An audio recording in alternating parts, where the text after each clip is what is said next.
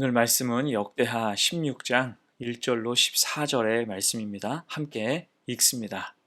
아사 왕 제36년에 이스라엘 왕 바하사가 유다를 치러 올라와서 라마를 건축하여 사람을 유다 왕 아사에게 왕래하지 못하게 하려 한지라. 아사가 여호와의 전 곡간과 왕궁 곡간에 은금을 내어다가 다메섹에 사는 아람 왕 베나닷에게 보내며 이르되 내 아버지와 당신의 아버지 사이에와 같이 나와 당신 사이에 약조하자. 내가 당신에게 은금을 보내노니 와서 이스라엘 왕 바하사와 세운 약조를 깨뜨려 그가 나를 떠나게 하라 하매 베나닷이 아사 왕의 말을 듣고 그의 군대 지휘관들을 보내어 이스라엘 성읍들을 치되 이온과 단과 아벨마임과 납달리의 모든 국고성들을 쳤더니 바하사가 듣고 라마 건축하는 일을 포기하고 그 공사를 그친지라. 아사 왕이 온 유다 무리를 거느리고 바하사가 라마를 건축하던 돌과 제목을 운반하여다가 게바와 미스바를 건축하였더라. 그때에 선견자 하나니가 유다 왕 아사에게 나와서 그에게 이르되 왕이 아람 왕을 의지하고 왕의 하나님 여호와를 의지하지 아니하였으므로 아람 왕의 군대가 왕의 손에서 벗어났나이다. 구스 사람과 룹 사람의 군대가 크지 아니하며 말과 병거가 심히 많지 아니하더이까. 그러나 왕이 여호와를 의지하였으므로 여호와께서 왕의 손에 넘기셨나이다. 여호와의 눈은 온 땅을 두루 감찰하사 전심으로 자기에게 향하는 자들을 위하여 능력을 베푸시나니 이 일은 왕이 망령되이 행하였은즉 이후부터는 왕에게 전쟁이 있으리이다 하매 아사가 노하여 선견자를 옥에 가두었으니 이는 그의 말에 크게 노하였음이며 그때에 아사가 또 백성 중에서 몇 사람을 학대하였더라. 아사의 처음부터 끝까지의 행적은 유다와 이스라엘 열왕기에 기록되니라. 아사가 왕이 된 지 39년에 그의 발이 병들어 매우 위독했으나 병이 있을 때에 그가 여호와께 구하지 아니하고 의원들에게 구하였더라. 아사가 왕위에 있은 지 41년 후에 죽어 그의 조상들과 함께 누움에 다윗성에 자기를 위하여 파두었던 묘실에 무리가 장사하되 그의 시체를 법대로 만든 각양 향재료를 가득히 채운 상에 두고 또 그것을 위하여 많이 분향하였더라. 당황스러운 변질이란 제목으로 말씀 증거합니다. 어제 15장에서 아사는 철저한 종교개혁을 단행했죠. 이때 종교개혁의 출발은 구별에 있었습니다. 여러분, 믿음이 어려운 이유가 무엇입니까? 우리가 세상과 접해서 살기 때문이죠. 우리가 세상에서 살다 보면 죄악, 곧 이 세상의 풍속과 기준과 가치관에 일정 부분 영향을 받지 않을 수가 없습니다. 접해서 살기 때문에 어려운 거죠. 그래서 구약의 제사장들이 담당했던 가장 중요한 업무가 구별을 그 백성에게 가르치는 일이었습니다. 일상의 구별부터 제사와 예배의 구별까지 철저히 가르쳤죠. 새기고 또 새기게 했으며 신비에 각인케 했습니다. 그 정도로 구별은 어려운 일이었기 때문이에요.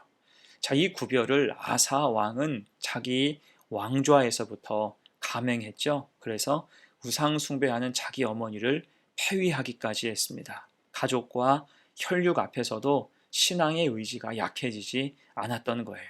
또한 5장 18절 보면 이렇게 말씀해요. 그가 또 그의 아버지가 구별한 물건과 자기가 구별한 물건 곧 은과 금과 그릇들을 하나님의 전에 드렸더니 그 재물 앞에서 흔들리지 않았다는 거예요. 귀한 보물 같은 것조차도 하나님께 기꺼이 내어드릴 수 있었습니다. 곧 아사 왕의 개혁 정신은 구별하여 하나님께 온전히 내어드림에 있었던 거죠. 그럴 때 19절 말씀입니다. 이때부터 아사 왕 제 35년까지 다시는 전쟁이 없으니라. 아멘. 평안이 가득 임하게 된 것입니다. 자, 그런데 오늘 본문 16장에서 아사 왕은 그 자신이 걸어왔던 개혁과 신앙의 길을 정면으로 거스르는 말년의 모습을 보여주고 있어요. 먼저는 북이스라엘 왕 바하사의 도발이 있었습니다. 그가 유다 왕국을 위협하기 위해서 국경 근처에 병력을 집결하고 성을 세운 것입니다. 이에 불안감을 느낀 아사 왕은 이내에 이상한 결정을 내려요. 그것은 성전과 왕궁에 보관해 두었던 은과 금을 빼내어서 아람 왕 벤 하닷에게 조공으로 보낸 것입니다. 곧 군사를 움직여서 북이스라엘의 후방을 쳐달라는 거죠. 물론 이것은 정치적인 수단으로 우방국을 통해서 전쟁을 억제하고자 한 외교적인 발상이었습니다. 특히 결과적으로는 이 계획이 성공했고 북이스라엘은 물러나게 됐어요. 외교적인 성과라고도 볼 수 있습니다. 자, 그런데 신앙적으로는 문제가 있었죠. 이 하나님은 선견자 하나니를 아사에게 급파하셨습니다. 7절이에요. 그때 선견자 하나니가 유다 왕 아사에게 나와서 그에게 이르되 왕이 아람 왕을 의지하고 왕의 하나님 여호와를 의지하지 아니하였으므로 아람 왕의 군대가 왕의 손에서 벗어났나이다. 자, 지금 하나님이 지적하시는 게 뭡니까? 순서가 잘못됐다는 거예요. 믿음의 모습이 사라졌다는 것입니다. 과거 아사는 어땠습니까? 문제가 생기면 먼저 기도했던 사람이었어요. 하나님을 통해서 문제를 해결했고 하나님이 말씀하시면 즉각 시행하면서 구별하는 사람이었습니다. 그때 하나님이 승리하게 하셨고 큰 평안을 주셨죠. 하지만 이제는 하나님을 의지하지 않는 거예요. 국가를 위해 더는 기도하지 않는 겁니다. 그냥 생각나는 대로 세상의 법칙대로 주변의 조언대로 일을 진행하는 것입니다. 하나님이 우선이나 최선이 아니라 차선으로 어느새 바뀌었고 점점 후순위로 밀려가고 있었다는 것입니다. 또한 진짜 문제는 그렇게 믿음이 희미해지고 느슨해져 가는데 아사 본인은 그런 사실조차 감지하지 못하고 있다는 거예요. 그럴 때 큰 대적이 되는 아람 나라를 아사왕 본인이 키워주고 후원한 그런 꼴이 되고 만 것입니다. 결국 아사는 자신의 치세에 주어졌던 안정과 평화가 하나님께서 주신 선물이 아니라 자신의 능력인 줄 착각하기에 이른 거예요.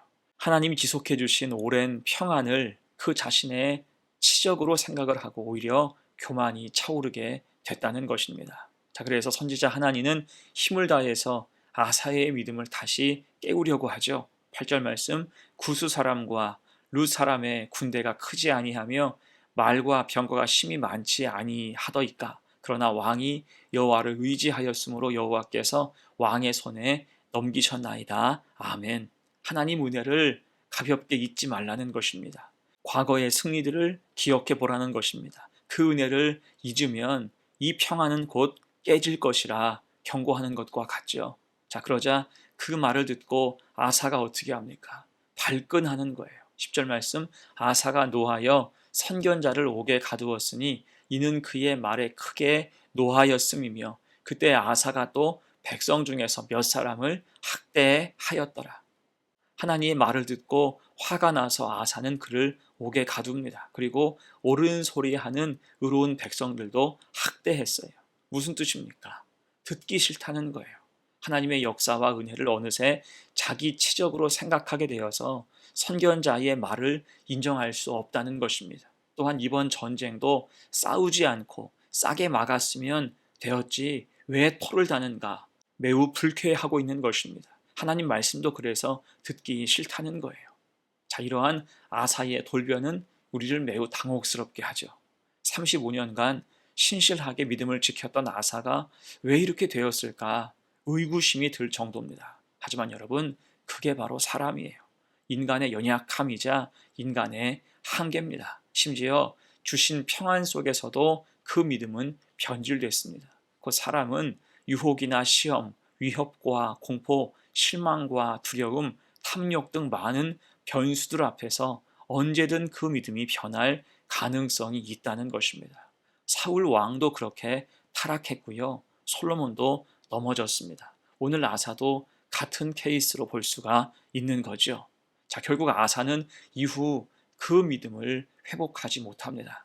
통치 말년에 아사 왕의 상태를 오늘 12절이 설명하죠. 아사가 왕이 된 지 39년에 그의 발이 병들어 매우 위독했으나 병이 있을 때에 그가 여호와께 구하지 아니하고 의원들에게 구하였더라. 참 안타까운 모습입니다. 아사 왕은 자신이 병이 들고 그 상태가 매우 안 좋아졌음에도 하나님을 찾거나 기도하지 않았어요. 여호와께 구하지 아니하고 의원들에게 구하였더라. 참 씁쓸한 모습이죠. 하나님과의 관계가 끊어져서 더 이상 하나님을 바라보거나 의지하지 않는 그런 악한 상태가 되고 만 것입니다. 아사의 자랑이었던 구별과 겸손은 어느새 완전히 사라지고 만 거예요. 잎이 청청하고 열매가 무성했던 나무가 갈수록 말라가더니 결국 뿌리부터 다 말라버려서 이제는 모든 것이 다 떨어진 초라한 모습과도 같은 것입니다. 자, 그래서 오늘 말씀을 이제 마무리하면서 우리도 늘 자신의 영적인 상태를 점검해 볼 필요가 있습니다. 우리는 하나님 중심이고 믿음을 위해 우리 삶과 생각을 늘 구별할 수 있어야 한다는 거예요. 이게 변하면 안 되는 것입니다. 이때 가장 중요한 구별은 나 자신의 연약함을 알고 하나님의 하나님 되심을 바로 아는 거예요. 인생이 아무리 잘나 보여도 인생은 인생일 뿐이에요.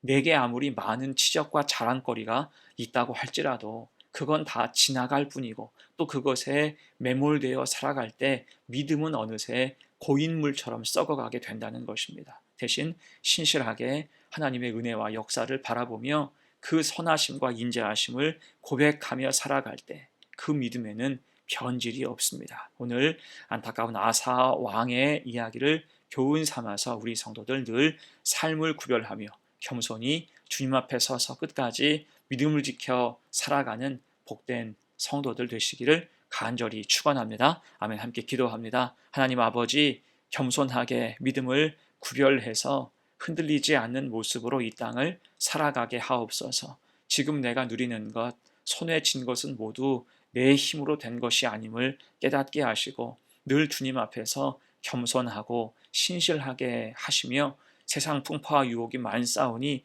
그 앞에서 우리 믿음 변질하지 않게 도와 주옵소서. 아사처럼 용두사미로 끝나지 않게 하셔서 끝까지 주의 백성으로 주의 사명자로 살아가게 하옵소서. 감사드리며 예수님의 이름으로 기도합니다. 아멘.